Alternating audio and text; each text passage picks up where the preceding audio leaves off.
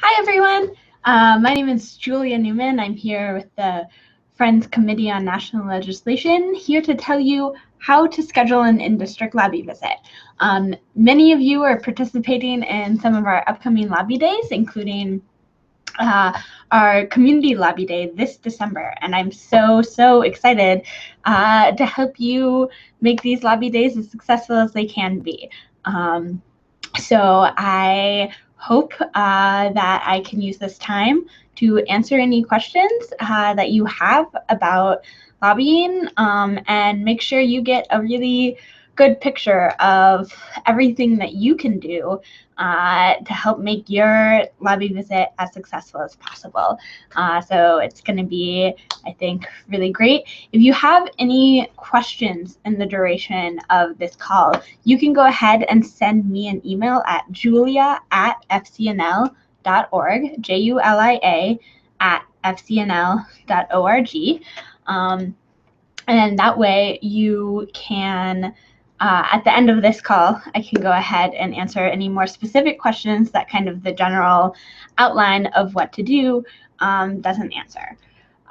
So to schedule an in-district lobby visit, what I'm talking about when I say in-district, I mean at home. We have people come for our events every year and lobby in Washington, D.C., and that's so great. It's amazing. We love it.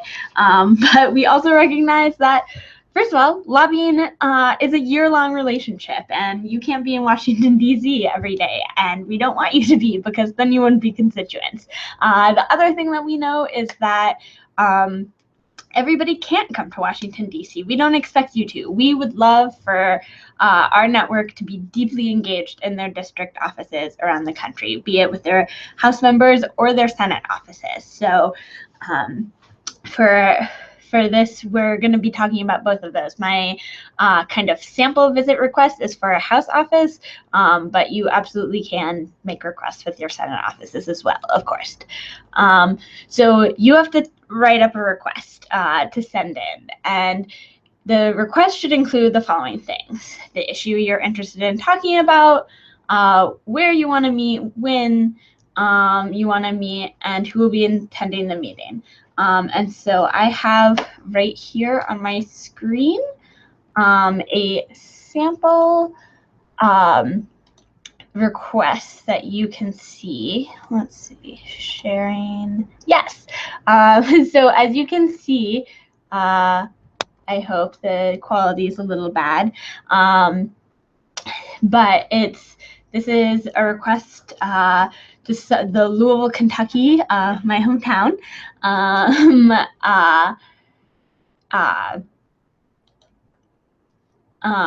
The Louisville, Kentucky scheduler saying, giving a date range, December 9th to 12th, to talk about criminal justice reform. So it's really important to give a range of dates. You really want to be flexible, because you really want to meet with the member specifically, or with whoever can help you the most. If you are only available on December 10th at 1:30 p.m., you might even just not get any sort of information. And so you need to really make sure that you are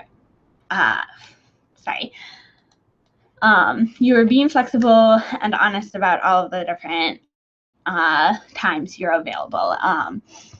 And then you want to talk about who's going. And so this on this page, I talk about 3 other people who would be coming with me. And I talk about who they are, because that's one of the most important things of a visit request, is establishing why it's worth your members' very limited time to meet with you. You know, some senators have actual millions of constituents, and House members have hundreds of thousands of constituents. And so it's important to be really clear right off the mark how very important you are to meet with, and why it is worthwhile. Who else are you representing when you go to this? You know, in this sample request, I talk about professions, church members, advocacy efforts. You can talk about places that you are on the board of or you volunteer with or longtime member of different community groups or neighborhood groups, because that establishes you as who you are in your community and why it's worthwhile. And then I mentioned the issue, criminal justice reform. I did not, even though I should have in this, put the bill number, but if there's a specific bill number that you're looking to talk about, you should absolutely put it in. And then, I follow the regular niceties. Thank you for your time and attention. Look forward to seeing the delegate the week of the 9th. So you may be asking, how did I know to write this to Erica? Great question. And the answer is that I knew that Erica was the scheduler of this office because I looked it up. And I looked it up on fcnl.org/Congress, which is where we have, and here I can show you as I go to this.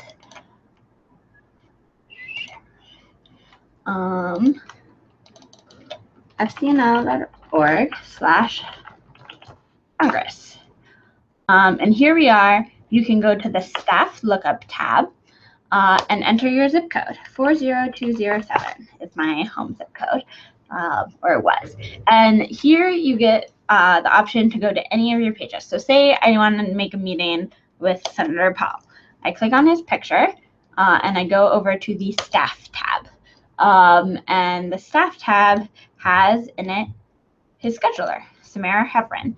And so what you do next is, if you have not been in contact with this office before, haven't been in contact with the scheduler before, you're going to want to go on over to the contact list, and you want to call the Washington, D.C. office. The schedulers work in the Washington, D.C. office.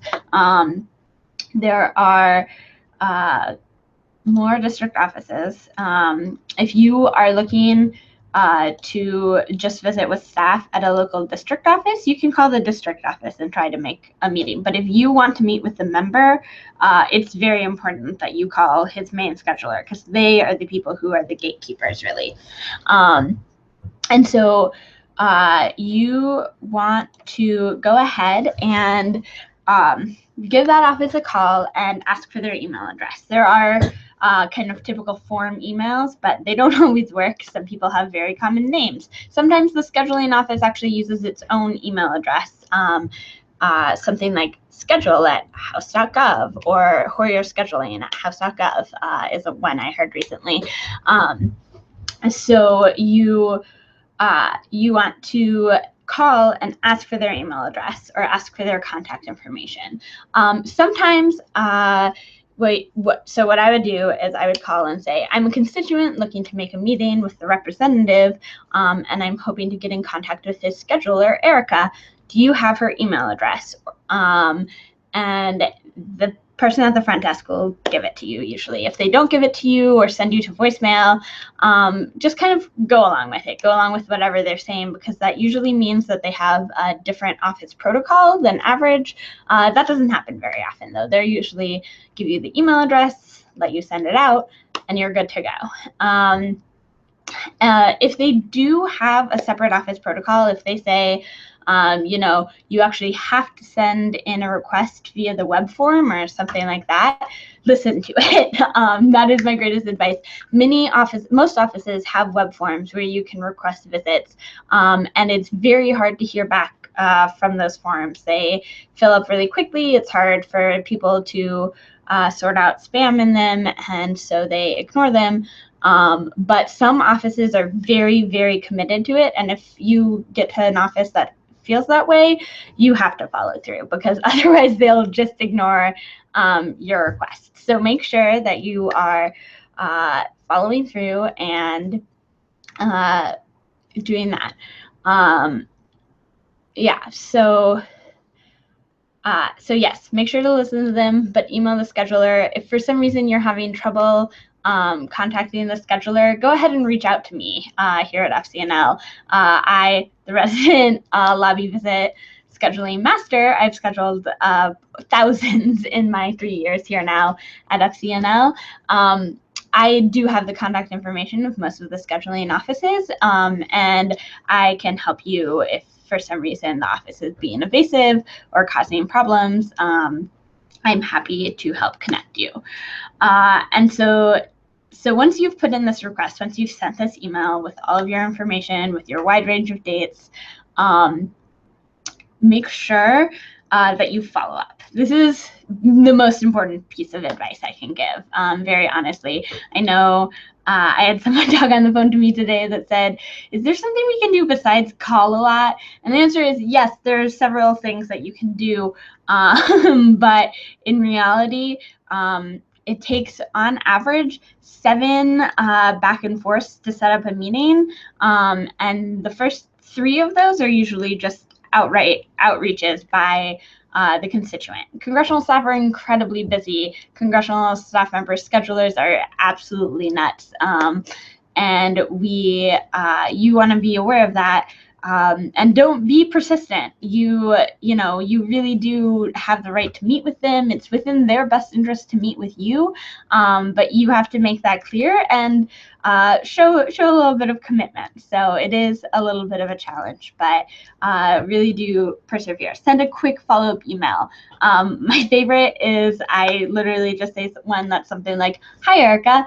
Just making sure you saw the below request. Looking forward to hearing from you. Thanks, Julia." I've sent that email hundreds of times, and it usually works. They usually just got lost. That's also the best way to get back in contact with me, I've found. Nothing like the shame of a follow-up email to spur me into action. So, yeah, if you still don't hear back, my advice is to reach out to someone else on staff, especially if you already have a relationship with a member of staff. You go ahead and reach out to them. Tell them why you put in a request, who you are trying to reach, and tell them that you're worried you haven't heard back because the date's coming up or because you're trying to hear from this event.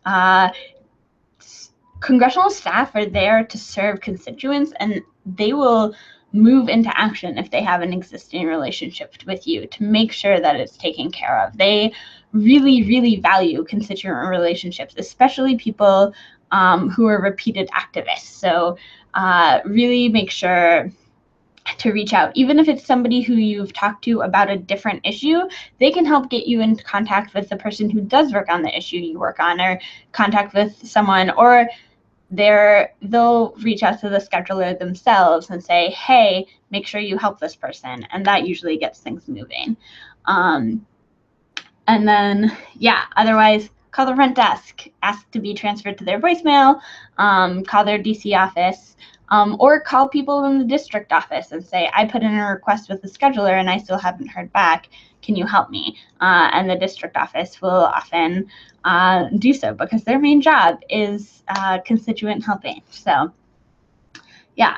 So what will happen after this is usually you get a meeting, which is great, and we are going to talk about this a lot. But one of the things that will often happen is you'll get a meeting with staff instead of the member themselves.